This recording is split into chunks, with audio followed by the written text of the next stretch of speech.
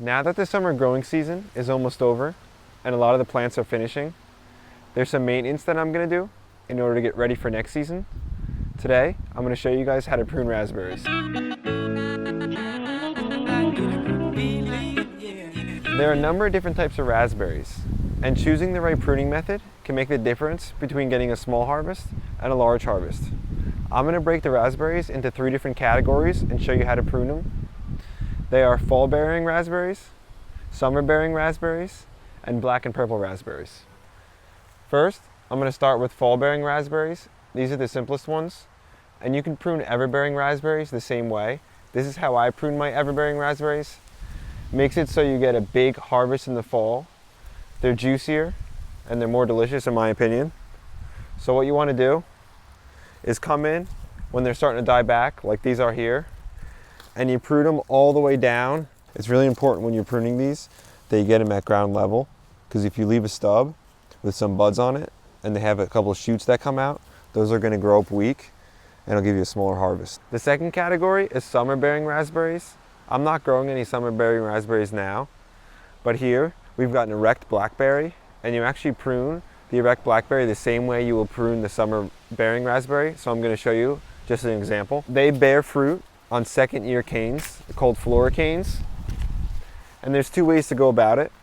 You can either cut them about 2, 4, 5 feet.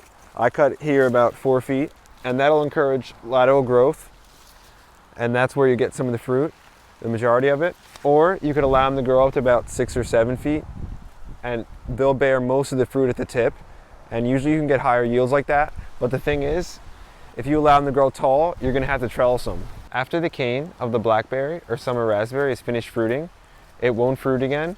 So what you want to do is cut that out, get rid of any chance of disease or pests or any kind of issues. So it's best to do it right after it's done fruiting, but I left one here till now, so any time is okay. I'm going to come through and cut it as low as I can just to get rid of it, and I'll pull that out as well as this one, increase some airflow. And then in the winter I may come through and cut out some of the smallest ones here. This way it'll encourage airflow and allow the other ones to grow bigger and stronger, and it's just a good method to keep it nice and thin. Third are purple and black raspberries. They fruit on second year canes, also called flora canes, and the majority of their fruit, almost all their fruit, is on their lateral branches. So what you want to do in the summer for the first year canes, as they grow up, when they get to about 2 to 4 feet tall, you want to come through and just cut those.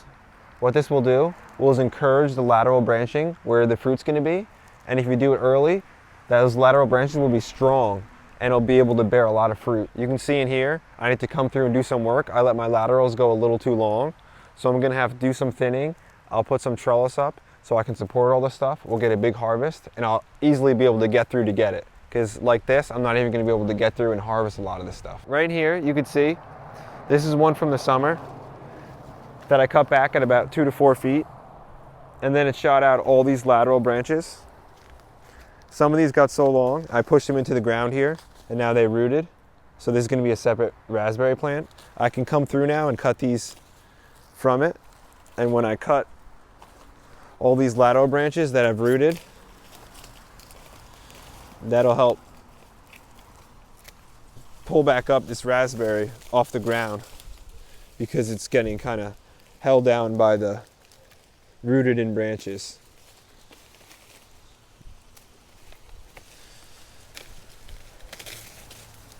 Then I'll be able to set a trellis up going through here and lay those on it.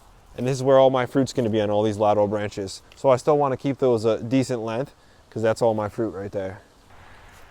Pruning in fall and winter is one of my favorite things to do.